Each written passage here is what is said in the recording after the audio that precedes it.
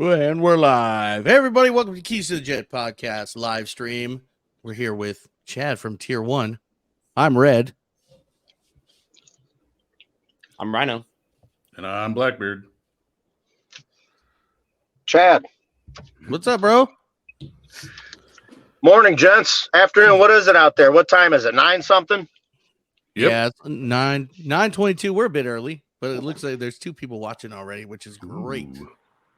Yeah. All right, I'm gonna photobomb you real quick. My sister-in-law and my niece are walking by. Hey, Sweet. come here and say hi. We're on a podcast. Woo. Yeah. It's my sister-in-law. She's carrying twins. One of them looks just like me. There's one. Hi, baby. There better yeah. be one. I love you. I'll come find you soon. Okay. Are you leaving? I'm live. Oh, bye. Sorry, fellas. No problem. Oh, you're fine. No Yeah, worries. she's pregnant with my brother's kid, obviously, and I took her sonogram and I photoshopped my head on the baby. Hell yeah. Yeah. Those are always the best kind of pranks. Those are fun. Didn't go over as well as I wanted it to, but whatever. Yeah, it happens. Cool. So, you're right. Yes. So Yeah. welcome to the Keys to Jet podcast. We'll go into let's talk about like who you are. What is your vision? Like, what's your background? And what's Tier 1 about? Well, my name is Chad Cross, born and raised in a town called St. Charles, Missouri, right across the river from St. Louis. I grew up playing sports, wrestling, baseball, lifting weights, joined the Marine Corps when I was 17, was an infantryman, a machine gunner by trade. I was also a marksmanship instructor, did 4 years in the Corps, came home, was out about a year, and a buddy of mine that I was in the Marines with talked me into joining the Army, and that piece of shit turned around and left me there, and I ended up staying in he went back to active duty Marine Corps. I ended up staying in the Army for like 8 years, deployed to Iraq, deployed to Katrina, Hurricane Katrina down in New Orleans after the hurricane for basically like an anti-looting type of thing. Came home, did some college, changed course, joined St. Louis City Police Department. Been there for 15 years, spent the last 5 years on the SWAT team, and I'm actually resigning next week to run Tier 1 full time. Hell yeah. Awesome. Yeah. Quitting your day job. So you went green. Brother, time to pursue the dream 100%. You went green to green. How was that? What were the differences? You know what I mean? Because normally people go green to blue or blue to green. Yeah, it was I'll always be a Marine at heart. The Army, there was a lot of things that I liked, but so this was a reserve unit, so I didn't go active duty. So anytime you're in any kind of, it's a completely different culture. What was the best about it was just way more practicality. There wasn't the hurry up and wait bullshit that the military is notorious for, and they're so fucking dumb. They never stop and think like, hey, maybe this is why we're losing such high quality people, because they really don't have the tolerance for the nonsensical bullshit. You can't. Hey, we got a zero. Sense. You use can't. The word common sense. You can't, and that just foments an environment where people you make it more likely that people are going to screw up. And for some reason, it's just like never clicked with them. When you treat professionals like professionals, they rise to the occasion. When you treat people like children, they act like children. The infantry was the worst. I mean, hey, if we had a 0-6 formation, you better be there at 4:45. And stand at parade rest until you pass out, on your face. It just people get tired of that shit and they end up leaving. But so the Army side, I was in a unit with a lot of guys that were from different police departments and stuff, and a lot of solid guys, man. I deployed with a really, really good unit. Hell yeah. So like reserve, it was weekend warrior type stuff. Like, so more pizzas. Yeah. More pizzas, less chow hall. Yeah. It was more hot dogs. I was based down in Springfield, which is down like mid southern Missouri, about a 3-hour drive from me. And Yeah, it was a solid unit, man. I deployed with those guys in 2003, and I still keep up with them to this day. 20 years later. Hell yeah. And so you said you were on the police force, correct? Yes, St. Louis City. That's cool, man. My father-in-law, he retired as a police officer where I'm from out in Arizona.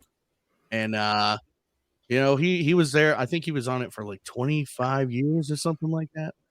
Yeah, nice. Yeah, my dad retired almost 30 years. He retired as police chief.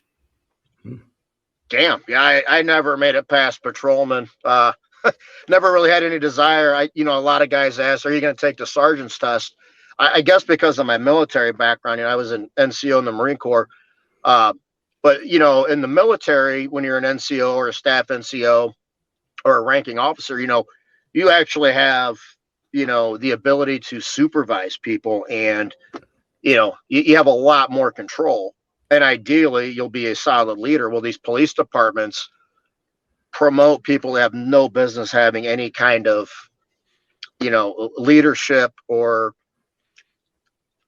anything of that nature over anybody. It's so I didn't want to be a sergeant and then not have any kind of sergeant authority, so to speak. You know what I mean?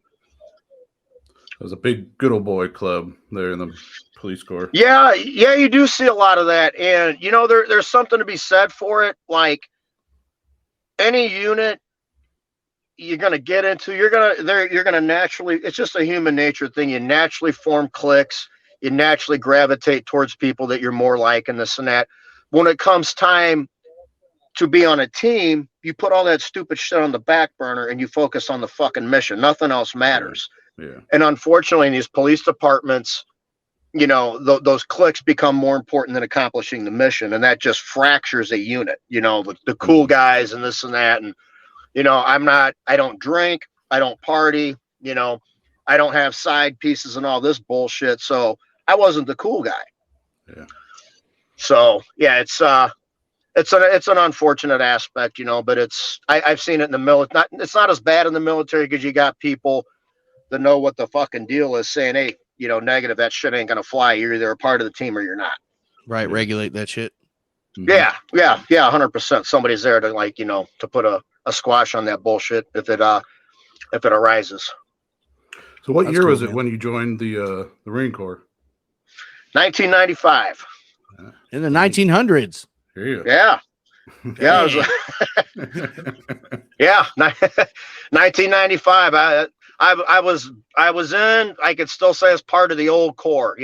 And we like to tease the newer guys that went through the crucible and all that shit. But it's and unfortunately, from everything I hear from guys that are still in, or my buddy that tricked me into joining the Army and then left me, he's like, hey, be glad you got out, man, because the culture has changed so much. It would have driven you nuts.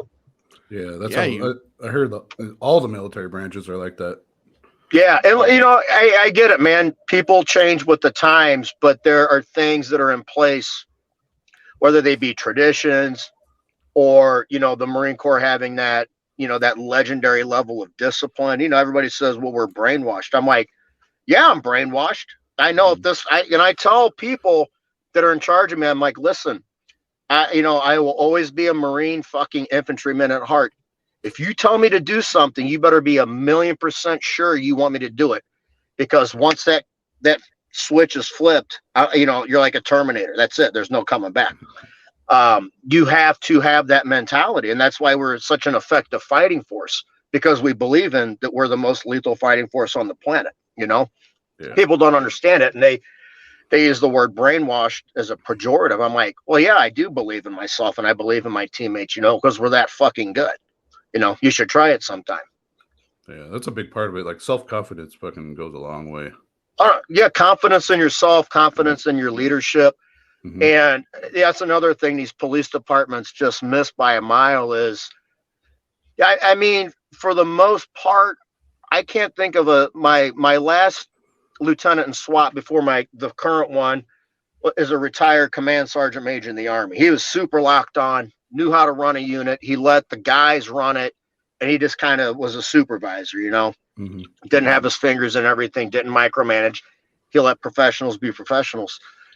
But a lot of these, the vast majority of these commanders have no kind of military background, and it doesn't matter what branch you're in. It's all kind of structured the same way. You earn your way up, and you can see the difference. I mean, it's night and day.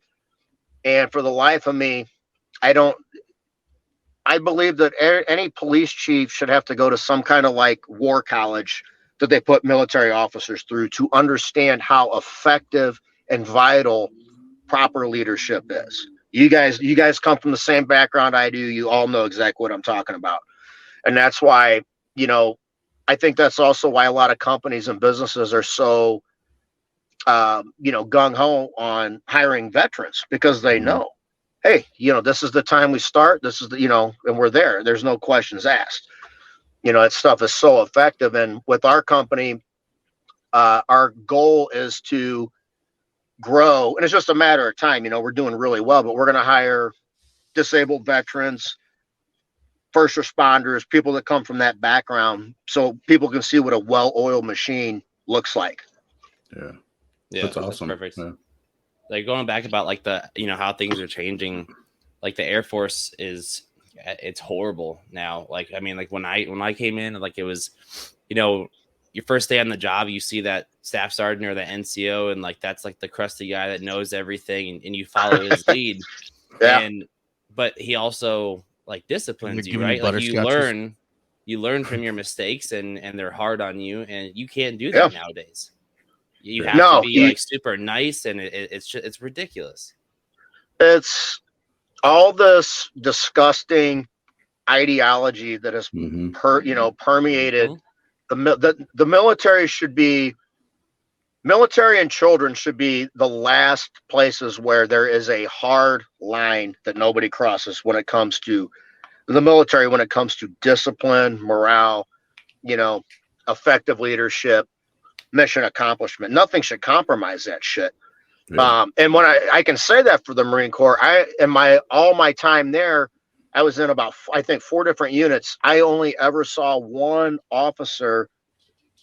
I wouldn't say he was incompetent, but he's just kind of a doofus. I mean, the Marine Corps officer program is legendarily difficult, and especially the infantry officer stuff. And I think it's safe to say that all the branches have a very difficult process to become an officer. But you start letting these, people that they just don't look at the logical conclusion of the shit they're pushing. And now we see the results of it. Mm-hmm. A breakdown in discipline, a breakdown in leadership, a breakdown in, everything, and the weirdo shit that they're pushing on kids and stuff now. It's just like, there's nothing off limits anymore. And you get superpowers like China. And I mean, China's like going around. You remember that old G.I. Joe episode where they were going all over the planet, extracting DNA from like the greatest warrior, like Genghis Khan, Alexander the Great, the Caesars, and they made Serpentor. Yeah. Probably before your guys' time, but I remember they're like scuba diving, going into underwater tombs and shit. China's making like genetically superior fighting machines, and we're doing transgender shit. And this isn't me slandering trans. I don't give a shit about transgenders, but there are times and places, hey, listen, I was in the grunts, okay? I'm humping a fucking Ma Deuce 25 miles. I need somebody that can carry their weight. I need somebody, the same thing in SWAT. When we're all kitted up and shit, our breaches were over 300 pounds. If that guy goes down, I got to grab him by the strap and drag him out backwards. You know what I'm saying? Yeah. Oh, yeah. We can't compromise certain things, but we do. Yeah. Yeah. While they want inclusivity, the ideology, they shouldn't push certain ideologies into the military, because we should have a standard. We want a fighting force, not somebody who's going to, not somebody who's going to let their beliefs get in the way of defending the citizens of the U.S. You know what I mean? It's like you take a granite rock and you purposely put cracks in it. Yeah, right. Exactly. It's going to eventually, enough cracks and it's going to fracture. And that's the same way you destabilize a country and a people. And America, is still an experiment. You know, we're only a couple hundred years into this experiment, and outside nefarious people, mainly China, that infects every, TikTok in China is educational. TikTok in America is meant to rot your fucking brain. And these idiots just eat it up. They can't get enough of it. It's, it's like the old, what was our favorite shit in the MRE, the old fucking Mars bar or whatever. Anyway, yeah. And it's just Yuri Bezimov, that KGB defector, told us this decades ago. He says this is exactly how they're going to do it. And it's all playing out right in front of us. You feed it. You don't give people a giant plateful of it. You feed it to them spoonful by spoonful. Before you know it, boom, completely. It's Completely permeated it's permeated every aspect of our society, of our institutions, of our military. And it's like it's one of those things you don't even notice it. If you look at yourself in the mirror every day, you don't see those subtle changes in your physique. Don't, work out, eat properly, don't look at yourself for a month, then go look in the mirror. It's like, holy shit, you look completely different. They're doing it in a very subtle, way. And you're seeing the results of it now. I saw a thing the other day, 70% of our military is like overweight. And I'm like, holy, that is, I never saw a fat Marine, saw some fat sailors. I wasn't around enough Air Force people to see any fat airmen. We were fat. We're right here. We're all right here on the flight line. Yeah. Now, and I mean, look, bros, this is all by design. All by design. The food that they're pushing in the military now. I mean, it's always, it's legendarily, it's always been fucking slop. But you can go when you're in the fucking grunts. You can go in there and eat a dozen large pizzas a day. When you're humping 25 miles, you're going to burn that shit right off.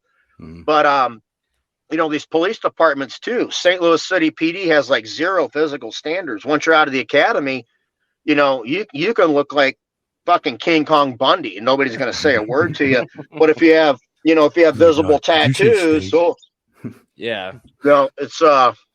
it's disgraceful, man. I mean, everything you can do to destroy a people and a citizenry is being done, and it's being promoted by like, the highest levels of government too, which is even more tragic, I think the one thing that like, go ahead and call me weird, but like in the Air Force, they now they allow you to put just leave your walk around with your hands in your pocket in uniform. To me, that's like a huge, that doesn't look professional. Like when we were in, it was no hands in pocket. You had to look professional. You had to wear your hat at all times. Like you had to look for real, on God, like the military. And then now it's like their uniforms are falling apart. Their hands are in their pocket. They look like shit. And it's like, that's not a professional image. You look like shit.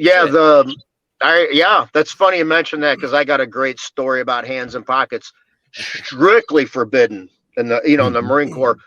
And I was walking across the grinder. It was 0 dark 30 or whatever, really fucking cold. Then I'm trying to get to the chow hall, and the staff sergeant sees me with my hands in my pockets, and he was a really nice guy, which is, it's not typically how it went with your staff NCOs.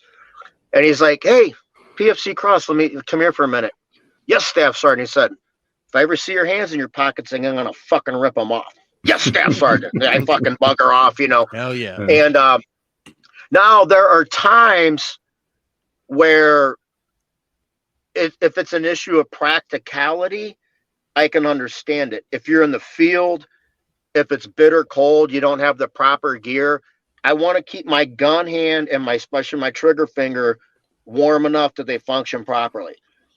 So there's a time and place for it, but when you're in garrison, no, and that's the thing, man. It's it's the little things. People don't understand that every little tiny, bit of discipline or cleaning it's because if you don't do the big things, you won't do the little things.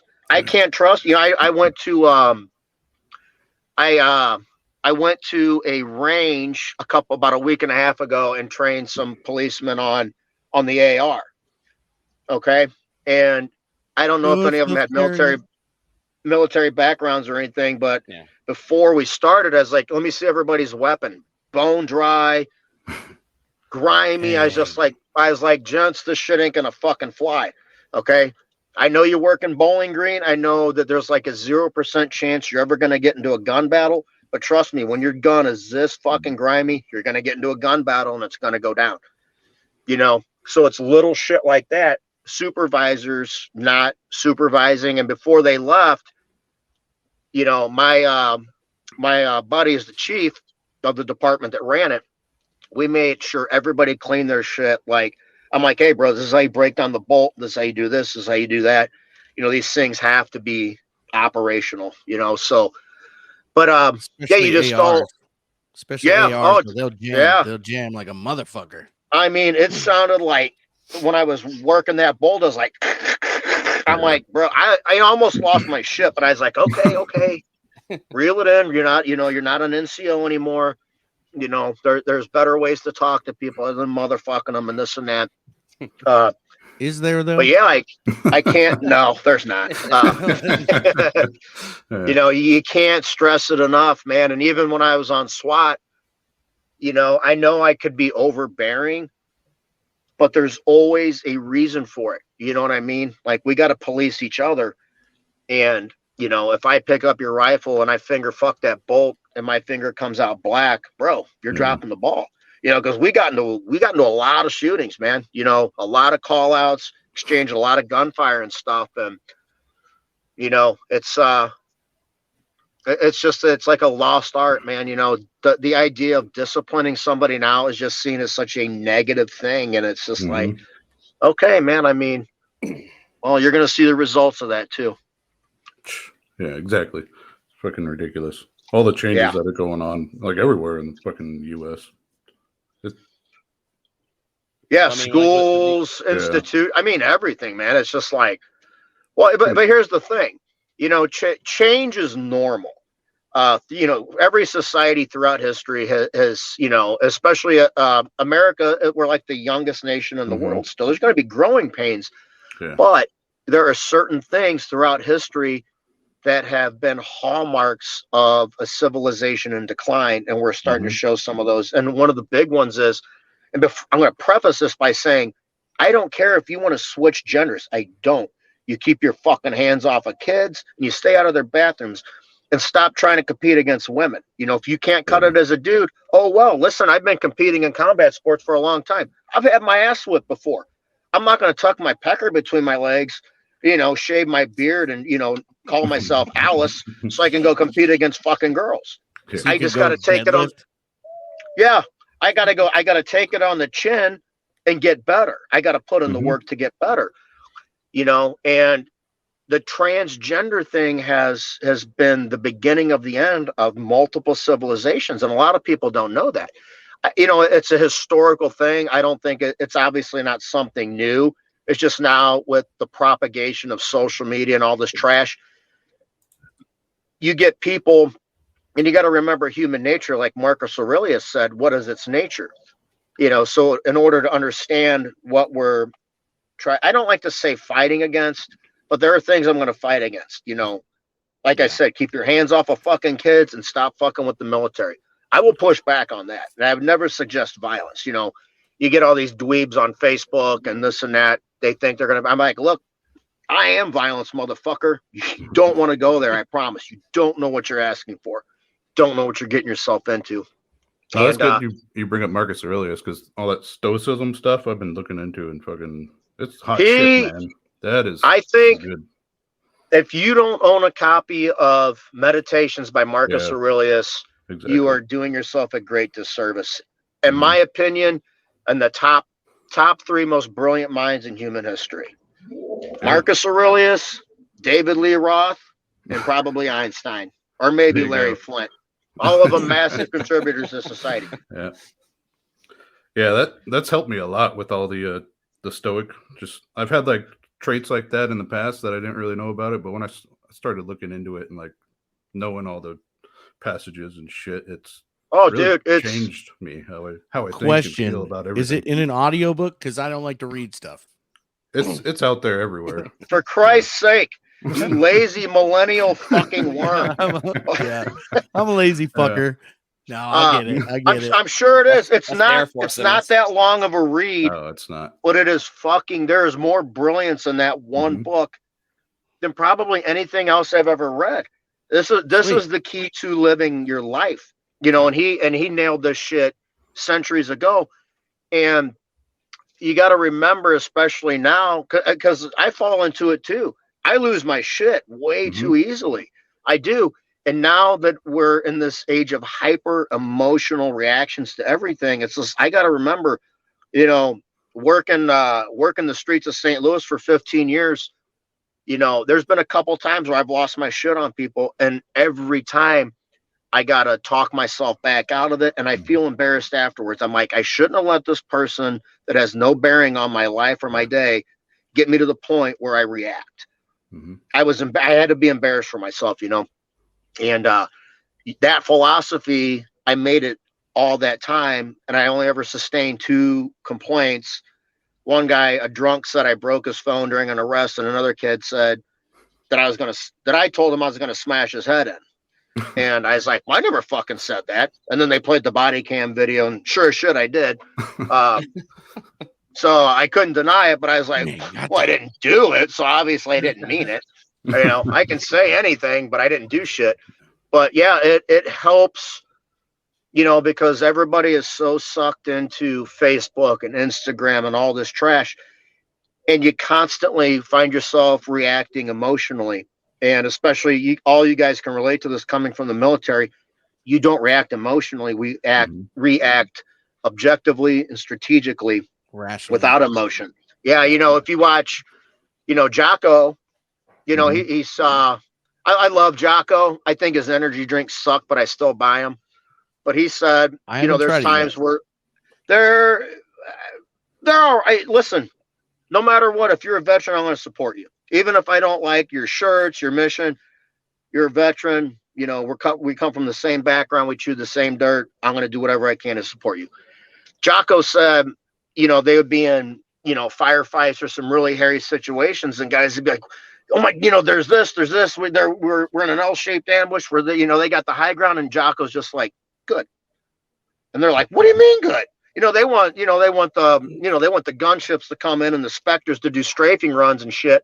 They want armored columns coming up, and it's just like, it's like when Chesty at Chosen Reservoir was surrounded. He's like, good. Now we're fighting them every direction. Now we know where they're at. Yeah. Like, if you have the emotional reaction, you're going to choose the wrong contingency plan. If you think rationally and strategically, boom, you figure it out. Yeah, exactly. Yeah, emotions can create a fog, Emotionally, is Officer Cross saying, I'm going to smash your fucking head in. Strategically, I should have been like, yeah, bro, I don't want those hands because you're a 125-pound fucking ghetto goblin, and I'm sure you knock people out left and right. My bad, you bro. go, brother. That's Yeah. a good one. Yeah, I got sucked into it. With all that being said, so Tier 1, like what does it stand for, and like what was your vision behind it? Like what was your motivation to create your own company? He's the one-handed god. TYR, it's actually pronounced TYR. TYR. Yeah, if you checked out the website, most of our stuff is Norse inspired. I love the Norse ethos, the mythology, but the samurai stuff too. I live by the Bushido. I got the Bushido code tattooed on my leg. I got a massive Japanese back piece. I'm covered in Japanese tattoos. To me, it's a way of life, especially in a day and age where nobody seems to have any kind of moral compass, any values, any kind of guidance at all. Everything's just, it's, instant gratification. It's constantly chasing dopamine and stuff. I live a very disciplined lifestyle, and we're trying. So that the idea behind it is we're using proceeds to help veterans and first responders that have I don't like to call it PTSD, because when you add that word disorder, I feel like it's a pejorative and a crutch. Post-traumatic stress, all 4 of us have it. You can get it just from life experience. You don't have to be a combat vet. You don't have to have been in a gunfight or anything else. Regular everyday life is Loud tough enough airplanes. sometimes. Yeah, it's but Brazilian Jiu-Jitsu has been the best therapy I've ever done. I've talked to counselors, I've done this and I've done that, and it works for some people. But getting in there and physically pushing yourself against another person, there's something about it. Like, believe when you're fighting off a choke or a Kimura or your joints are about to explode, I'm not worried about the shit I saw in Iraq or the shit I did at work. I'm trying not to get choked out. It gives you a different perspective. It's good cardio. And there's that too. But it's I come from a wrestling background, and so I know what hard work is. Wrestling is every bit as hard as anything I ever did in the military. And that, you typically practice for an hour and a half. Whereas, if we're doing a hump, if we're moving, from mountaintop to mountaintop, that's an all day thing. So that mental toughness will always be there. We're trying to get people back into that mindset of resilience, that you have it in you to get past this stuff. And better yet, we're there with you. If you're going through hell, we're going with you. Yeah. That was on the back of one of our shirts. But what prompted me to do this is I actually started a nonprofit with a fellow Marine Corps war veteran buddy of mine. And we had a gym and everything. And unfortunately, it seemed like we just had kind of like different visions for where we wanted to take it. He did most of the work on the business end. So basically said, hey, dude, this is all yours. Still going to send people your way, this and that. I'm just going to have to branch out on my own. Now I have complete creative and business control of what we do. And I've seen too many people fall between the cracks when it comes to having it's the mental and emotional anguish that hurts the worst. Mhm. I came out pretty military wise. I had my feet are flat. I'm almost deaf in my left ear. I had some partial tendon and ligament damage in my right hand from something. Maybe some back problems from being in the grunts for so long. But other than that, I'm pretty scot-free. The police department, and this is something that people don't know, first responder suicide rates are 18 a day. Okay. We all know that veterans are 22 a day, 18 a day. That's unacceptable. Mhm. Yeah. And I Dang, was that's about, high. yeah. I mean, a lot of people don't know that. And, I've had teammates, on SWAT that have had to like leave the life, man, because it's just 100 miles an hour all the time. These departments do not take care of you. Okay. I have my own personal stories. I'm not going to voice anybody else's opinion. They can do that if they want. But a friend of mine he's a retired policeman. He was shot in the line of duty. He's a counselor now. And he said they've been doing these studies for decades that show 85% of the stress and anxiety you experience as a police officer comes from the department itself. I'm like, well, yeah, the St. Louis City Police Department is a fucking case study on that. It's unbelievable that they just, at some point you have to realize they just don't care. I'm sorry. I hate to say that, but I've seen enough of it, and I've been on the receiving end of it enough times to know that these people just don't care. And I got tired of seeing people I cared about fall through the cracks. I've had close friends commit suicide, and these people are suffering. When you suffer mentally and emotionally and spiritually, you're naturally going to suffer physically too. Mhm. And we just had a young guy, a detective, pass away a few days ago. Okay, I think he was in his 30s, and I don't think I knew him, but I saw a picture of him, and you know what? Hey, I'm going to be the bad guy here. He was really overweight, which is really, common in, policing now, because of your constant elevated stress, your constant elevated cortisol, which triggers the body to crave the worst types of food. You're stuck in this vicious cycle, and they're not educated on proper training and nutrition and this and that. Our sleep cycles are so fucked up. There's times where I would go a couple weeks with little to I was forgetting people's names. Okay, guys I've known for 10 years. Everybody became bro, even fucking girls. Because I'm like, what's up, brother? Yeah. I've known you for 15 years, but I don't remember your name because I'm a piece of shit. You know, and you're expected to make split-second decisions under duress running on fumes. Okay. I mean, there's been times where we've been up for 30 something hours on a call out trying to take in murder suspects that are shooting at us and shit. And I'm like, I'm on my third bang, you know? So it's basically we're police departments, fire departments, and the military's dropping the ball on too many people. And I'm sick and fucking tired of it. So we're doing something about it. That's basically the bottom line of our mission. The whole physical thing, like I in a little over a year now, I've taken off 80 pounds of myself and working out and getting better and better throughout the days and shit. And I'm surprised. Yeah. I feel better now than I ever did in my life. Like physically. Bro, I'm 46 now. Mm-hmm. Okay. I'm like 5'8", about 175 pounds. I have abs year round. Everybody's like, oh, I'm like, motherfucker, come train with me. Okay. Mm-hmm. While you're out, you know, you're on your fucking 15th Pall Mall, you know, you're drinking, you're eating like shit. Dude, I'm getting up at 5 a.m. and doing 125-pound kettlebell swings all day and eating nothing but steak and eggs. I fucking earned this shit, you know? And what I am working on, another thing we're going to do with the company is we're going to attach a training program to it that you can, you know, they'll have a link on the website. I've been flying around I just got back from Las Vegas. I flew out there and trained. I would love that, dude. That would be fucking awesome. Dude, especially kettlebell training. Like that would be one. I love the kettlebells. I would love to do that. Dude, they're super versatile. I have a pair of 100s and I have a pair of 124s. You can do so much. They're not the be all end all, but they are super versatile. It's another tool in the toolbox, you know, like with the fighting thing, I prefer to be you know, there's guy I've been training at the academy, you know, for ever since I've been on. And I always tell somebody, I'm like, hey, this fight goes where I want it to. If I want to take it to the ground, there's nothing you can do to stop that double leg, brother. Because if you're going to carve me up on the feet, I ain't going to stand up with you. I'm going to snatch that leg up and dump you on your ass. Or if they're better on the ground, I'm going to be like, there's no way you're taking me down.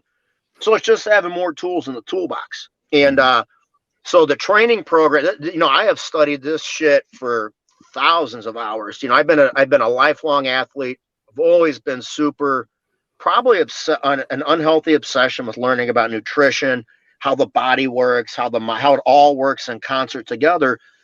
And one thing people aren't aware of is how much food has a drug-like effect on your body mentally. Mm-hmm. When we eat carbs, bro, yeah, and that's why it is so dangerous. Listen, I do a cheat meal about once a week. I'll go eat, you know, usually some Mexican and then maybe a Blizzard. I got to fight them cravings the rest of the fucking week. It's just like, now I know what it's like to be a crackhead. It is horrible. It takes every ounce of discipline to drive past Dairy Queen and not stop and get like 2 fucking Blizzards, you know? It's, but it is such a downward spiral. Once that shit gets its hooks in you, man, you're in a bad way, man. And I have the people that follow my program and I don't like to call it a diet because that seems like a temporary thing. It's an eating pattern. Mm-hmm. It has changed their lives so positively, so dramatically, you know, so much so that a friend of mine flies me to Vegas to train her son. Yeah. You know, the results speak for themselves. And you look now, you get the FDA and all these people that are in charge of our health promoting Lucky Charms for dinner. Yeah. That's straight up fucking evil, man. That is some, you know, eat less meat. Great. Now I'm going to eat 2 pounds of red meat a day because you said not to do it. Mm-hmm. You know, after this, we can link up and I'll get some training. Yeah, I was going to say, Blackbeard's obviously losing all the weight, but if you want to use Red and I as guinea pigs for your program, here, you know, my program is so simple. It's rooted in evolutionary science. It's rooted in human biology. It's a I'm going to plagiarize a guy named Dr. Anthony Chaffee.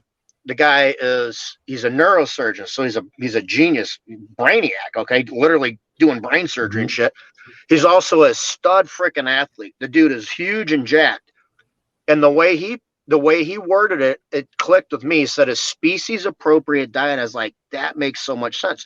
Okay, so I go all the way back through evolution, Neanderthals, Australopithecus, all these things.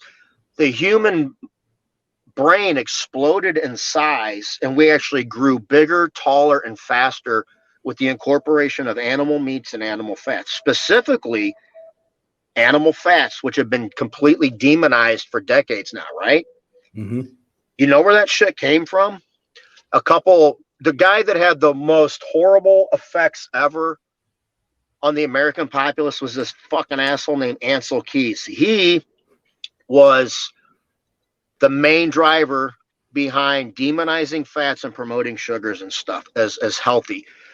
Then we had, everybody's familiar with Kellogg's cornflakes, right? Yeah.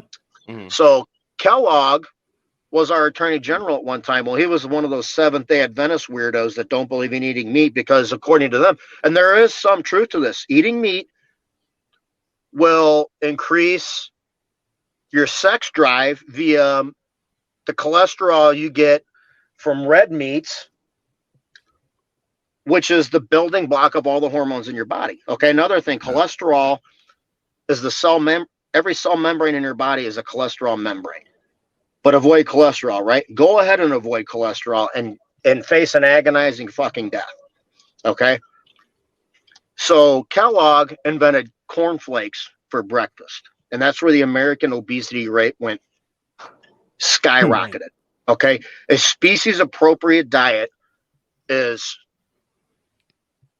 ideally ruminants. A ruminant is a bison, a cow, an elk, the ones that process the vegetation, the way it's dispersed through their body makes it bioavailable to humans, Animal fats, pastured eggs, legit wild fish, and then fruits and vegetables as we know them now are nothing like nature intended. Bananas were small, they're living, they don't want to be eaten. They have defense mechanisms, toxins, oxalates, phytates, leptins, all this shit. Because everybody that promotes that vegetation shit, I'm like, okay, instead of going to the grocery store to get this shit, go live off the fucking land for a month. Okay, you're probably gonna die. Okay, It's not a species appropriate diet. It's that simple. Stop trying to argue this. If you do it for ethical reasons, I can respect that.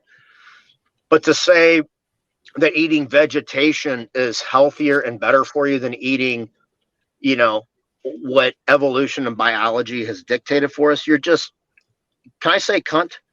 Yeah. Mm-hmm. Oh yeah. You're a cunt. Say whatever you want. Okay, you're a cunt. You're a fucking cunt. That's all you are. Yeah.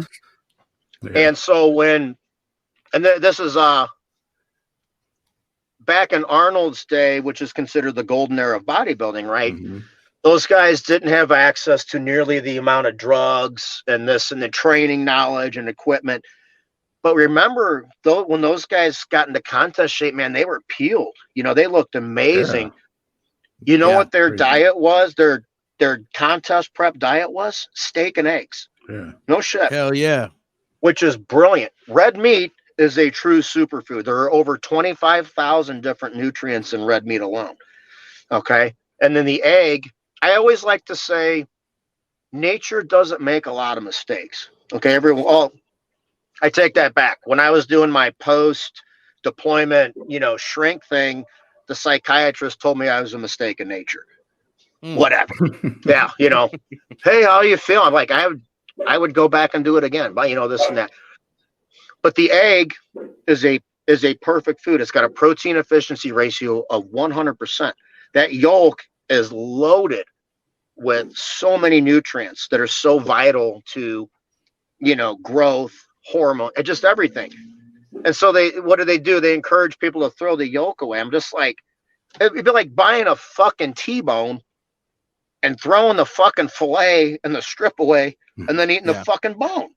I love people are just they've been so misled, so misguided, so lied to. And it's like getting them to unlearn this shit is so hard. But I'm like, the best way to do it is I'm like, okay, look at this person before and after the protocols I put them on. Okay, species appropriate diet, the proper kind of water, the proper kind of electrolytes. Because I'm big on doing like really hardcore elimination diets, a meat and water diet. Eliminate all the bullshit in your body, all the inflammation.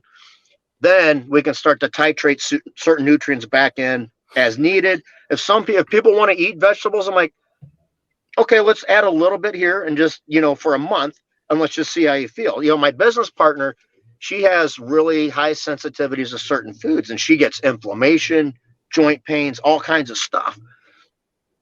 Vegetables and certain fruits have that kind of effect on certain people, not everybody.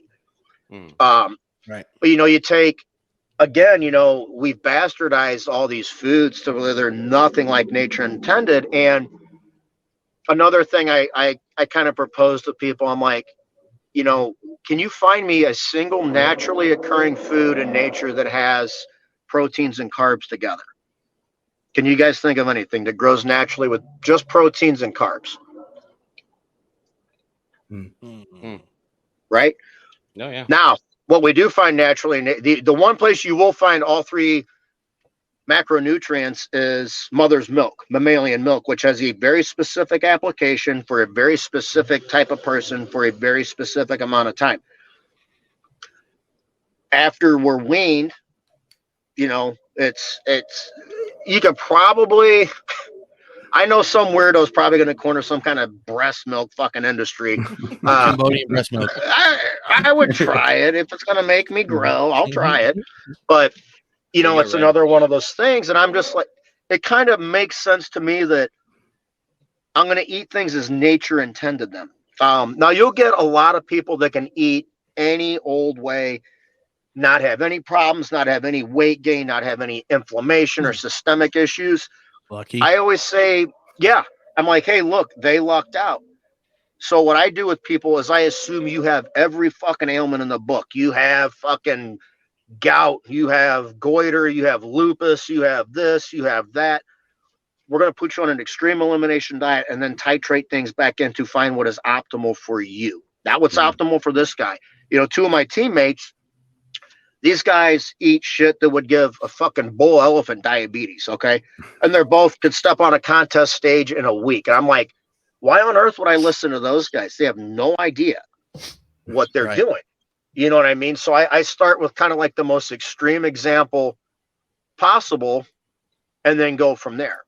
Like all three of you guys will probably have different allergens, immuno responses to certain foods and stuff. But what I have never, ever seen once in all this time is somebody having any kind of allergic reaction or any kind of negative reaction to grass-fed beef, pasture-raised eggs, wild fish. It just doesn't happen because guess what? Those are the nutrients and fuels that our body evolved to use properly. They're bioavailable. Yeah, man. And when you eat that, it's like people are like, man, don't you get bored? It's a strange thing. It's like I crave steak. I crave omelets. I crave a good giant chunk of wild salmon. I really don't crave junk. And once you get past that point and you're not a slave to your fucking, your appetite, man, it is it's a huge load off your back, man. It's an incredible thing. That's like my eating patterns don't dictate my life. Cause I used to be that, that bro scientist, it's like I'm in my lab under Mount Hood eating 8 times a day. Cause if I don't, I'm gonna fucking atrophy. And calories, just like, holy shit. I was a miserable piece of shit. I couldn't go anywhere. Like when I was a range instructor, we couldn't eat in front of the recruits. So I'd put a steak in my pocket, and like, no shit. I'd turn my head, if a recruit looked at me, get your fucking eyeballs off me. I'm trying to eat a steak all low key and shit. Good pocket steaks.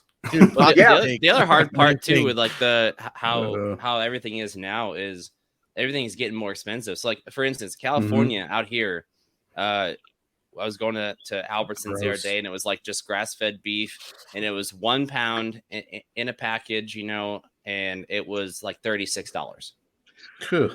Yes or no. So believe it or not, Walmart has a line of grass-fed beef. It's called like something market, blah, blah, blah. You can get 80%, 85%, 90, 93%. The most expensive one, I think, is $6.50 for a pound. Now I'll eat up to 2 pounds of beef a day. So if I can eat 2 pounds of grass-fed beef a day for $15, I think, you know, here's my thing, fellas. Like, I don't have kids or anything, but if you were to ask, let's just say you ask, you know, hypothetically, a guy that has a family, he's got a wife and kids, what's the most important thing in your life? Well, my family. Okay. Why isn't your health the most important thing in your life? Because without that, none of those other things really matter. You are not going to be the foundation your family needs. You know, if they got to constantly tend to you because you're a metabolic mess or you got diabetes or can't, you know, any one of these numerous, 70% of Americans have some kind of metabolic disorder because of what they're eating. So, a couple years ago, I had this big lump on my back. I'd hurt my back and I went up to almost 300 pounds just because I was eating junk and couldn't do anything. Yeah. You know, and I have 2 kids and a wife, and I was like, fuck, man, I need to do something. So I started using kettlebells and went from 290 down to 250. Like right now I'm at 248. You know what I mean? So it's I'm maintaining, but I like to get down, but it was tough, man. But I had to do it because I want to be around for my kids. You know, one's a teenager and one's 8, so they're getting up there. But you know, hey, you're the number one male figure in their life. Yep. You know, and whether you recognize it or not, I'm sure you do. You know, you're the first person they look up to, and a father's love is like no other. You know, I had a good friend of mine on the department. You know, he's going to die of a heart attack or a stroke, grossly overweight. He finally came to me and he's like, man, you know, I need you to help me. I need you to train me this. I said, Brian, I'm so proud of you for doing this. He's like, I want to be here for my son. I said, all you got to do is show up. Well, he showed up about 4 times. Then he decided to start going to Planet Fitness. I'm like, well, brother, you know, when I eulogize you, I'm just going to say, I fucking told you so. You know, you gotta, I'm not the nice guy. Okay. And I do it for a reason because people are way too fucking coddled now. Yeah. You train with me. Here's the thing. Leave your fucking phone in your bag. If you need to track shit, you write it down on a notebook. You don't need music. I'm going to be yelling and screaming and pushing you, you know, because I'm like vehemently anti-phone in the gym because people will come up with they come up with a million excuses as to why you need it. I'm like, I was like, oh, that's great, but you're not just using it for this and that. You're watching dogs ride fucking surfboards on Instagram. You're swiping on one of your 500 dating apps. You're liking this, but you're doing that. Don't give me that shit. Okay, I'm gonna fucking squash it right there. Okay, if you can't focus, if you don't have the mental willpower to focus on your health for an hour, you don't need me. You need a fucking psychiatrist or a fucking, you need to go to rehab or something. You need to go to the Betty Ford Clinic. You know what I mean? That is so fucking pathetic how addicted people are to this shit. And plus, I don't want to wait. You know, it's like every time I go to the gym, there's some fucking asshole or some fucking skanko with they got their tripod set up, their ring light and all this shit. I'm like, hey, weirdo, you're doing like the good girl machine. Who the fuck are you? Hey, the only thing you're influencing is, you know, me to call you out on your improper technique, you know, and these gyms do fuck all to squash that shit, you know? Yeah. So. Yeah. And then they post it online when they get like, you know, they do the weirdo trap kind of thing. Have you seen those? Oh, yeah. Joey Swole, you know? Oh, yeah. I like Joey, but I wish he was meaner. Yeah. You know, I wish they would start doxing these fucking cocksuckers, you know? I mean, like, you know, these girls that are just begging for attention, and then you get it and you get all saying, get the fuck out of here, you know? Don't get your fallopian tubes all fucking twisted up because some guy that's not a 6'5" fucking thundercock had the audacity to look at you while you're spreading your fucking butthole, for the world to see. You know what I mean? It drives me fucking nuts. And I've gotten into them people in the gym before. I'm like, dude, what's up, brother? You're just, you know what I mean? Yeah. And it drives me fucking. People warm up with selfies. You'll see them warm up with selfies in the mirror. I'm doing the selfie warm up. Hey, man. Well, I thought about mocking these douchebags by like bringing in like an old school VHS, those giant record, and like hire some fucking kid to hold like a light and a boom mic and shit, and that would be mock awesome. These idiots. Videos, dude. Yeah, that'd be great. Yeah, but it's something that I'm trying to pull people away from, because you're not working, dude. Okay, you're not fucking working hard. Okay, you're more worried about what's going on in your goddamn phone and inconveniencing people that are there to try. You know what I mean? It's but gyms are businesses, and I get it. I get it. If you say, hey, you can't record here, blah blah blah, I'll just go somewhere else. Well, fine, fucking see ya. Mm-hmm. My end goal is to have a training facility where phones are strictly forbidden. It's going to be like, everybody says, oh, this is a hardcore. I'm like, you don't know what hardcore is, motherfucker. I trained in my garage in Missouri, and sometimes single digit fucking cold with no air, no heat, spiders, roly-polies, crickets. I think I had a bat in my fucking garage for a while. Hell yeah. Yeah, I don't want to hear your version of hardcore is a fucking walk in the park, punk. But every little nuance I do has a very specific purpose. I am getting you to rely on yourself again. And guess what? When you fail or fall, I'm right here to pick you up. Mm-hmm. That's what we do for each other. None of us really know each other. I'd give any one of you guys the last dollar in my wallet or the shirt off of my back just because you're veterans and I know what you guys have been through. Yeah. It's just something that's lost in all this fucking whack ass gym culture now. It's bitch shit. They don't train hard. They don't work hard. I'm 46 years old. I'm still smashing dudes half my fucking age, in the gym, whether it's in the weights, fucking jujitsu, fighting, you want a piece of the old man? Come get it. come on and fuck Mike right here. Come get some. I'm gonna fucking push your shit in. Hell yeah! So you were talking about like red meats and everything. What are your takes on like chicken and turkey? Like the leaner meats. You've heard. I don't believe in lean meat. I think it's very. So what I do is I push nutrient density. A 4-ounce piece of fatty red meat has 10 times the amount of nutrients, micronutrients, fats, proteins than a 4-ounce fucking chicken breast, where some poor fucking chicken that probably has cancer and fucking the clap is eating fucking chicken shit and soy pellets. You remember when growing up, you are what you eat? Yeah. Well, it's more to the point, it's you are what you assimilate. Okay. And it's like, a good, it's kind of a cheesy cliche metaphor, but it's like putting different types of fuel into a high performance machine. Okay. Right. When we're eating a species appropriate diet, when we're getting the proper rest, recovery, when you're mentally, emotionally, and spiritually on point, you are functioning optimally.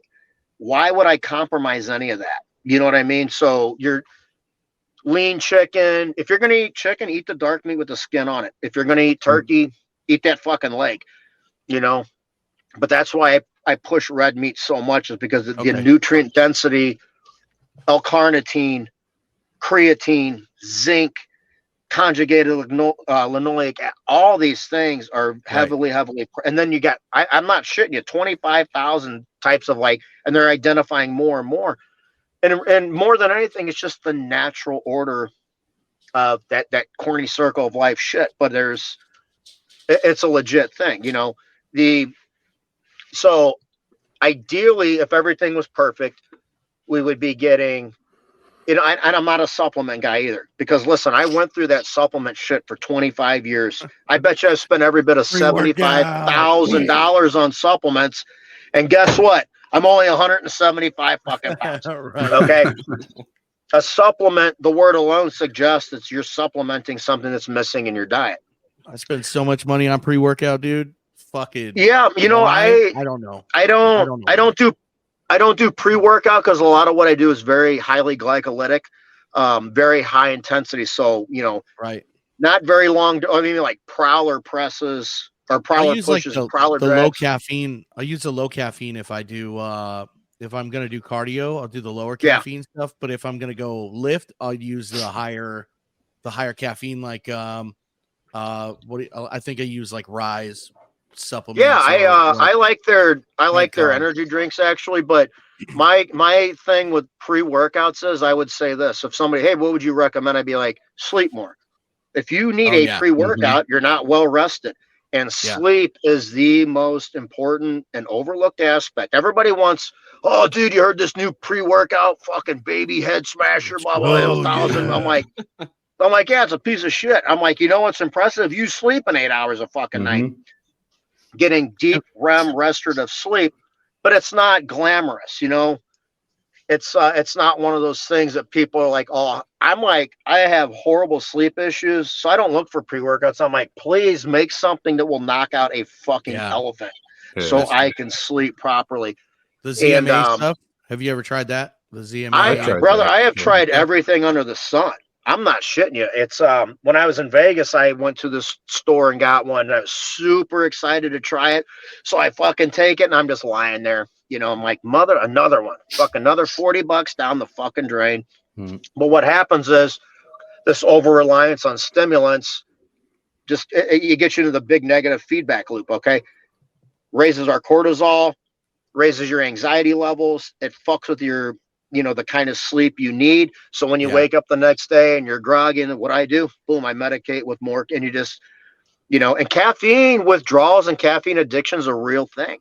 You know, so the foundation of my program, number one, is fucking sleep. And then right above that, right there with that, is a species appropriate diet. Then because you can get all kinds of results. The training is the easy part and the fun part. Right. You know, and there's so many different ways to train, you know, and I change my training up a lot. You know, there's times where I just do 2 working sets, you know, to close to failure. Then there's times where I just really push mentally, and I'm just like, okay, I'm just going to carry these 100-pound kettlebells, you know, the equivalent of 1,000 fucking yards. That's a gut check. You know, I believe in training your mental strength too. That's a hell of a farmer's carry, dude. Oh, well, dude, I've done 405 for 60 feet. But the hundreds, I like the independent arms because it's, you know, and you'll get these weirdos that, well, you know, if you stand on a Bosu ball and balance an egg on your fucking nose, and I'm like, bro, stop overcomplicating the shit, okay? It's not the basics done properly. They work. They always will work, you know. Do loaded carries, work your body's natural movement patterns. Look for the exercises that provide the most mechanical tension. Certain body parts respond better to stretches under load, like your chest. When I really reduced the weight, I'm like, I was handling the 100-pound dumbbells on inclines, but my chest wasn't growing. Okay. And no girl ever, like I helped a kid the other day. He's like doing like the worst technique with lateral raise. He's like taking the 35s and kind of doing like he's a fucking like he's flashing at people, like going, whoa. I was like, hold on, brother.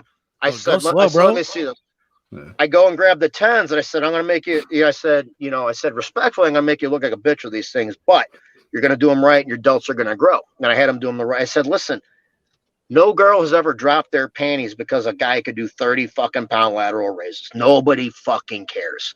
Okay, so let's do it right. And so I've identified, you know, the sagittal plane, the frontal plane, all these movement patterns. You can build a very, very solid physique. And we all have different genetic limitations and potential. And putting them through the proper mechanical tension, you know, and it's very simple. Most of my workouts don't last any more than 40, 45 minutes. And what the fuck were we talking about? I just went. Sorry, I went off on a. We have a question from the comments. It's somebody. It's DTT Pod Network on Twitch. He's asking, how would a diabetic go about working out and eating? One of my here. I'm going to teach everybody a very valuable lesson in humility. Old teammate of mine is diabetic, and I was like, that is one disease I wish I had, because he's eating whatchamacallits and all this. I'm like, you can't fucking tell me that you're not glad that you have fucking diabetes. Oh, well, I'm like, Tim, you eat fucking candy bars, you eat fucking pancakes, and you're fucking jacked and ripped. So, but that is a question that I'm going to say. I don't think it has any effect on your training, but diet wise, I'm going to say, listen, I would be very reluctant to give somebody that has diet. Now, if it's type 2 diabetes, that can be actually reversed and eliminated by eating properly. If it's the other kind, I guess type 1, I don't know. So I'm going to say, but I would wager that your training probably shouldn't be affected by having diabetes, unless sometime during your training, if your blood sugar drops. So you might have to be one of those guys that has to have, like, dextrose or something, a very simple, very fast acting, glucose agent on hand to keep your blood sugar. Yeah, I mean, Pop-Tart, whatever these fucking weirdos are eating. As far as training goes, though, my buddy, he trained like everybody else. Yeah, but it's when it comes to training, I think people, for one, they overcomplicate it. Two, they do way too much shit.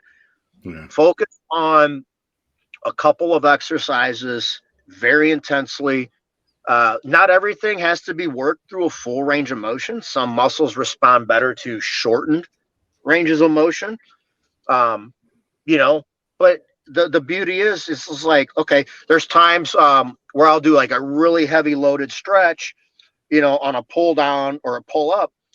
And there's times where I'll keep a little bit of constant tension on it. It's like, why not get the best of both worlds? I mean, there's a little bit of untapped potential in either one of those protocols.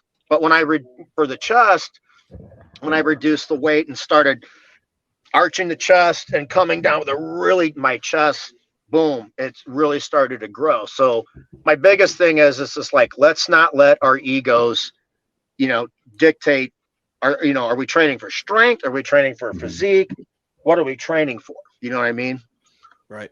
So, okay, cool. That was a great answer to the question.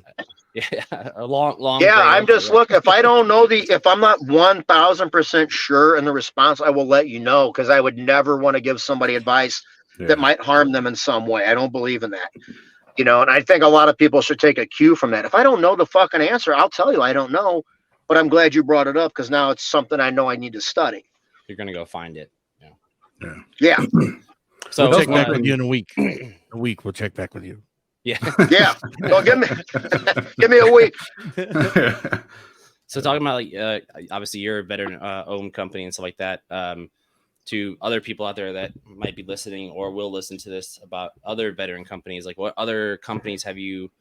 Not even a company, but other programs or other stuff for veterans that you've seen that have helped people, or success stories or anything like that? There, so the nonprofit I came from, we had an awesome dream and an awesome vision. That's called Team Victory. I think he's probably still doing it. We were doing free gym memberships, free nutritional stuff. I believe in training, and nutrition is the best drug there is. Okay. I've been through, and another thing that I think is so important, and I'm going to give a shout out to a guy named Tom Satterley.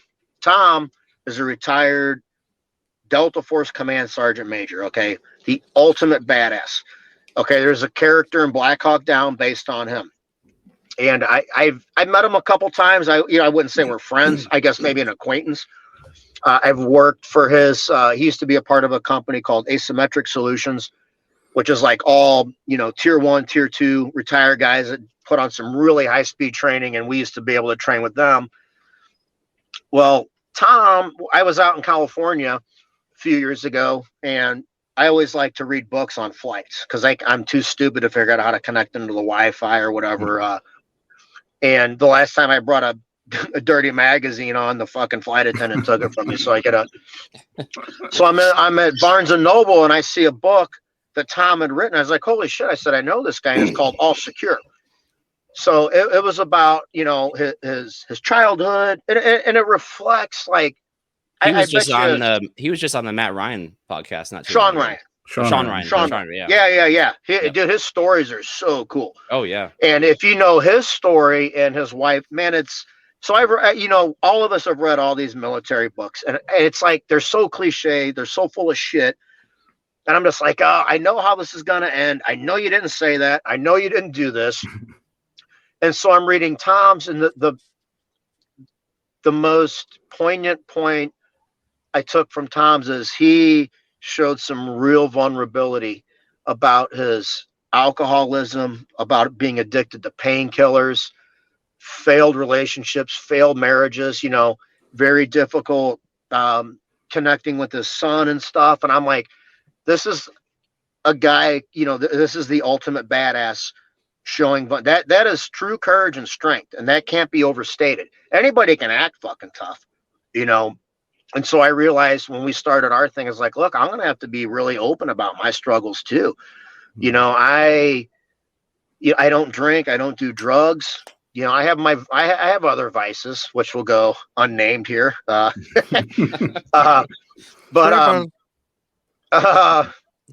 Yeah, I mean, I have a couple of vices, women, but nail biting. So, the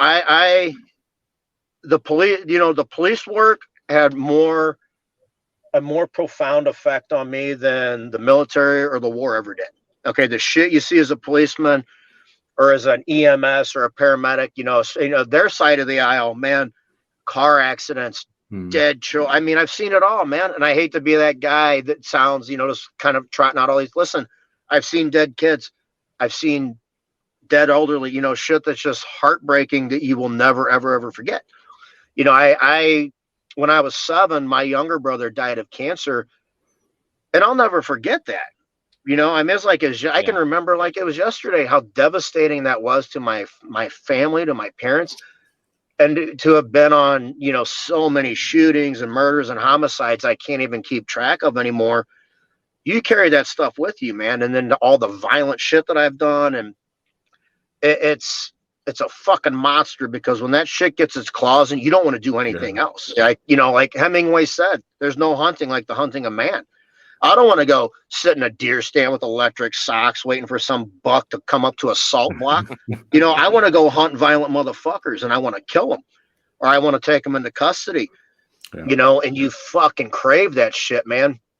But yeah, the thing with Tom was just showing such vulnerability for such a badass.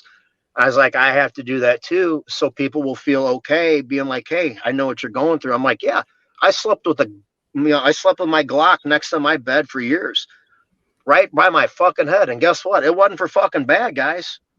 It's for when I couldn't take it anymore, because I didn't see any way out. And I said, you know what? My mom died of cancer a few years ago. And I said, I'm going to keep pushing forward for my mom. And I'm going to keep pushing forward for all the people that need help that I can relate to. And so I think that's the core statement of our mission, because my business partner, Stacy, she's 100% rated disability from the Air Force, and she's had her own, traumatic life experiences. Prior security forces, correct? From what I read. Right? No, she was a combat controller. Oh, combat controller. Oh, that's cool. No, I'm kidding. I don't know. I was gonna say. She was transgender. No, I forget. And forgive me because I forget exactly what she did, but she works at Scott Air Force Base now, and she's just fucking brilliant. She's awesome. Like 95% of the business aspect behind our thing. Does I basically design the shirts, and I'm a high pressure salesman. She is invaluable to me as a business partner, to a friend, and to, just as a human being, man. She's just absolutely fucking incredible. Talking about the So- Sean Ryan podcast, I forget his name that was on there, but it kind of hit home when I heard it. But She said readiness and emergency management. I think that was her that just posted. Oh, I guess she's listening. Hey, Stacy, if you're listening, sorry, I forgot what you did. I didn't want to minimize it. I know it was really important. But it kind of hit home, and it made me realize, like, holy shit, like I feel that way. But he said every veteran, it doesn't matter what branch you got out of or you went into and whatnot, but there's always a point where like you're like, I want to get out, I'm tired of this. But it's when you get out, the worst thing for a veteran is you suffer loss, a loss of camaraderie, loss of a job. You did something for like 10 years, that's all you know what to do, and now you're on your own. You lose it all, and loss is the biggest problem that a lot of veterans face. And it kind of hit home because when I got out, like, I lost that. Like, I was really good friends with people, and then I never talked to them ever again. And it was like that camaraderie was gone. Until where I started working now, and it was like I met Red and I met Blackbeard, and like I got that camaraderie back. Even though we weren't working on airplanes anymore, I got that sense of camaraderie back, and we've kept it ever since. Again, it goes back to Marcus Aurelius. What is its nature? Human beings, by our nature, we want to belong. We want that sense of community and camaraderie. And I went through something recently that tore my fucking heart out, man. It hurt like a motherfucker when guys that I had been through fucking hell with basically abandoned me, and other guys in the unit said the same thing. When we reconnected, I apologized to one of them. I was like, man, I didn't understand it, and I'm sorry that I dropped the ball. And it hurts, guys you've been in gunfights with, guys that you fucking have seen death with, guys that you've done some super violent shit with, and to feel like you never existed there, that hurts. I'm a tough motherfucker, but that one got me in the fucking gut, man. And I want to rebuild that. And the thing, like the gym culture thing, like another reason I'm so like vehemently opposed to phones is like, I was lucky enough to be around when you went to the gym and it was like an event. I mean, hey, there's 8 of us fucking squatting today. We're all doing 405 to the basement. That was an event. People watching you and shit. Now, you could be deadlifting 800 pounds for reps and some fucking bozo sitting next to you be, slumped over his phone, like, again, like watching dogs ride surfboards and shit. And I'm just like, there's no community, there's no culture, there's no camaraderie. And for people like us that have been there and we know how valuable that is, you miss it, and that's something we're trying to do is build that. This isn't about making money and getting rich for us. It's about rebuilding so many vital things that are just so lost in society now. All this, rugged individualism. Okay, bro. So you did CrossFit and a Tough Mudder. Motherfucker, you've never been to a bro. Yeah, that, you know what? Hey, if that piece of shit's listening, listen, you fucking asshole. I went to bat for you, and I said, it's very possible that you could be natural. And come to find out, you're on like 1,000 milligrams of Tren every other fucking day. Gee, I mean, you're a fucking piece of shit. Dude. Your protein is overpriced. You owe me money, you jack off. But yeah, it's just all those things, and people don't ever stop to put 2 and 2 together, man. Why am I so unfulfilled? Why am I sad? Why does my heart feel empty? Why am I so anxious? Because you're missing out on all these things that make us fucking humans, dummy. Okay? You don't eat properly. You don't train properly. You don't respect. And listen, I'm as guilty as anybody. And Stacy was probably Stacy and one of my old teammates are the 2 people that got me through this shit, man. Nobody else did. Okay? It wasn't my family. It wasn't anybody else. 2 people that I am forever indebted to got me out of the deepest, darkest hole I've ever fucking been at, and having, I don't need a bunch of friends. I just need real friends, people I know that, hey, if I fucking stumble and fall, they're going to pick me up. And they did, they did. I'm glad you kind of like pointed at that, because that the whole goal around this podcast was not for us to like get big and make a bunch of money and stuff. Is when Red and I were first talking, when we first met each other. Speak for yourself. Well, when Red and I first met each other, it was you know, there's nothing really out there for, and yeah, everybody dogs in the Air Force, but there's nothing out there for like Air Force mechanics that worked on the flight line and do this stuff. Like we're a place where we can talk about like similar stories and crazy stuff that goes on and the stupid things or the horrible things that we've experienced. And I think when it really hit home is when we had like he's a co-host every now and then when little Mikey came on and he, you know, talked to us offline and was Shout out little Mikey. Like, you know, I'm really glad you guys are doing this because I've been, you know, I've had a lot of bad thoughts in my life lately. But getting to talk to you guys and talk about old things that I used to do and reminisce and like share experiences and be able to talk to people that understand exactly the stresses and the problems we went through on the flight line and maintenance and stuff like that. And it's nothing compared to combat, but a couple of us have been deployed and we experienced different things downrange. You know, and being able to talk about that, he was like he's doing so much better. I mean, I've seen they're trying to buy a house now, you know, his wife's back and like they're doing so much better. And I'm not the guy that would trivialize anybody's experiences. Okay. Yeah. Not everybody's been in a gunfight. Not everybody's, you know, experienced combat or life and death. It's okay. There's enough, you know, everyday shitty life stuff that can affect you. You know, I can't relate to you guys. I don't know. What I can do is be empathetic and sympathetic and be like, hey, you know, we come from the same kind of background, but we just have different experiences. But I would never in a million years trivialize anybody's shit. It's just that's somebody's ego, you know, kind of taking over. Oh, you don't know what it's like. I'm like, I don't know what it's like to suck a dick either. Have you ever seen an airplane? Yeah. Have you ever seen an airplane? Have I? No, I'm I'm just a caveman, brother. I've never seen a fucking. No, I mean any airplane. I always thought they were pterodactyls. Any airplane, anywhere. Boom. Then you can relate. See airplanes. That's all we do. Airplanes. I will say this. I've been on airplanes enough to really, really, really. God bless you guys that keep those things maintained and flying. Because anytime I hit, a tiny pocket of turbulence, or if I hear a weird noise, I'm like, we're fucking going down.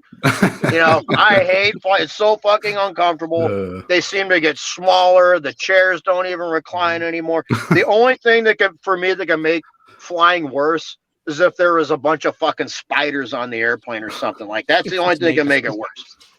I like snakes. Fucking spiders. Fuck that.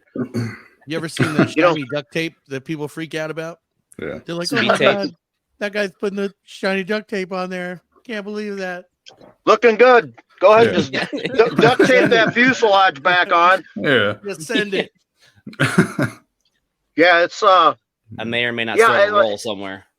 I couldn't do what you guys did, man. I don't have any, you know, it's a super high level of knowledge. It's very impressive. You know, and then with war is not symmetrical anymore. It's asymmetrical. You know, we got you get cooks, motor T people that end up with combat action badges and have been, you know, a guy I deployed with went back again with another unit and he was like some kind of, you know, grease monkey bullshit. They got hit with IEDs, you know, they got ambushed and they had to fight their way out of it. You know, you don't have to be the infantry. You don't have to be a pilot. You know, this is asymmetrical warfare. That I mean, talking like people like, oh, well, you deployed. And I was like, no, I went to Afghanistan. I was in Bagram. But even though I was in the Air Force, like I worked during the night shift. That was like prime time for them to shoot rockets and mortars at you because they couldn't see you. And you're trying to do this job right now. And you're trying to explain to like your young airman or your young troop, like this is normal every day back home. But imagine doing this and you start hearing the sirens and you hear the rockets and you hear the wind behind the rockets and you hear the explosions like 20 feet behind you. It's like it hits a lot differently. Like it doesn't. I'm getting shot at right now. I'm taking fire right now, dude. You don't know. Yeah. I'm getting shot at right now. That's huge. Like people. A guy deployed with his dad was he was retired Army, went back as a contractor, got killed in a mess hall from from a mortar strike. You know, these fucking idiots, they have like zero skill. They run up, fire their fucking mortar and fucking bail out. You know, they're fucking coward scum. But that one landed in a mess hall and killed his fucking dad. You know, I mean, we didn't, where we were at, I didn't get mortared. I didn't get rocket attacks. There was no like, sporadic gunfire or anything. Doing the route security, and that's where you'd run into your problems if you're going to run into them. But yeah, that's I couldn't imagine the anxiety of that. So yeah, man, you never trivialize somebody's experience. Oh, you were in the Air Force, it must have been easy. Well, actually, Yeah. there's that. A lot of chow halls. So a lot of good hotels. Funny chow hall story. We were in a Ali Al Salim. Air Force had a chow hall on top of this hill. We were sneaking between these giant boulders instead of walking all the way out of our compound. And some Air Force guys were watching us on infrared and said, if you keep sneaking through there, we're probably, you're likely to get shot. I'm like, well, I don't give a fuck because you guys got T-bone steak and lobster tails, right? And I don't want to walk 3 miles just to get a well-done fucking steak. So fucking shoot me. I love that chow hall. I went there many times. Oh, that place was legit, dude. Snapples, T-bones, and lobster tails on Sunday. I will say, in Afghanistan at Bagram, every Friday was surf and turf. We had lobster and steak. Yeah. It wasn't the best. It wasn't the best, but we had it. Our mess hall was like basically cat food grade tuna salad that had so many flies on it. We just started calling them raisins. Delicious. It's like, it's tuna salad with fucking. So those flies would fly. These flies had it made. There was a big fucking. There's a bug like a giant fucking like human excrement lagoon, 50 yards from our fob. Poop pond. So these motherfuckers would go over there, eat fucking shit all day. Come land on the fucking tuna salad, eat tuna salad, and then go, dude. Oh, fuck, dude. I just started basically living on about 3 pounds of jerky a day. Like my teeth were almost falling out from all the fucking sodium and shit. Oh, dude, it was miserable. But that's the experience I wanted, man. I wanted to go over there and I wanted to be a fucking soldier. I wanted to live in the dirt. I wanted to do the fucking grunt life, man. I didn't want all the amenities and shit. And I got it. Hungry, doesn't it? Well, it's just like I know, like I always look to suffer somehow, some way, every day. Last night, I got home really late from working downtown, fucking cold out. I'm really fucking tired, blah, blah. I still went outside and did my kettlebell swings, because we have it way too easy now. I mean, you can lay at home and you're fucking skivvies. Okay. You can fire up your phone and within an hour you can have some unemployed deadbeat deliver you anything you want from the fucking Chinaman. Yeah, you download a dating. You can download a dating app and have some fucking harlot come over. We're too fucking soft, man. We're softer than fucking baby shit. That's why really not a lot gets to me when it comes to physical discomfort or a lot of, certain things piss me off. Traffic, a couple other things I still pop off and lose my shit over. But when it comes to physical discomfort, fuck, bro, I walk through fucking anything. That's why I wrestle. That's why I do fighting. That's why I fucking push my fucking comfort zone way out of my comfort zone. It's because it makes life that much fucking easier. But I appreciate all these things now because I don't fucking just constantly take advantage of all the easy shit. Everybody's living life on easy mode. And it's just like, that just fucking rots you. You're decaying and you're rotting. You don't even know it. Yeah. I get made fun of because people make fun of me because I buy DVDs. I'm like, all right, you bougie motherfucker. I don't have like 18, streaming services. And holy, go fuck yourself. I got a VHS. Stacy bought me a fucking VHS player. I think it's the coolest thing ever. Those are still rad, especially if you got the old school Ace Ventura. VHS I saw a VHS at a yard sale the other day, and my daughter was like, "What is this thing?" And I was like, "You have no idea." It's like always ask me, "What's a VCR?" It's like the beginning of Indiana Jones and the Raiders of the Lost Ark, where he finds the golden fucking head, and we're like looking at it like this, going like, "Okay, I got to replace it with a bag of sand that weighs the same as the VHS player." They don't get it, man. They don't get it. But the sad thing is they'll never appreciate a fucking thing because they have access to everything all the time. Mm-hmm. So, sadly, the joke's on them. Well, we hate to cut it short because Red has a job and he has to get going here soon. But I have to go be a janitor. Clean up the shit. well, wanted to really thank you for coming on. It's been great. We'd love to have you back again for sure. Maybe you and Stacy at one point. Yeah, absolutely, man. We just I'd like to talk about the project. We had a conference call last night with a company that's formulating a ready to drink coffee for us that's gonna just That's boost awesome. our again, by veterans for veterans. Everything we do is designed to help people that need it, guys from our background. And I mean, listen, bro, I would help anybody. I grew up properly. I was raised properly. I have a very kind heart. I might look like a scumbag, and I am in a lot of ways.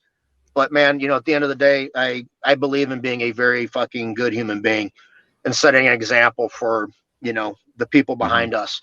And so, I would love to, man. I really appreciate your guys' time, man. It was a blast. And just let me know when you guys are ready to do it again. Yeah, Yeah, and if you're also out this way, hit us up too.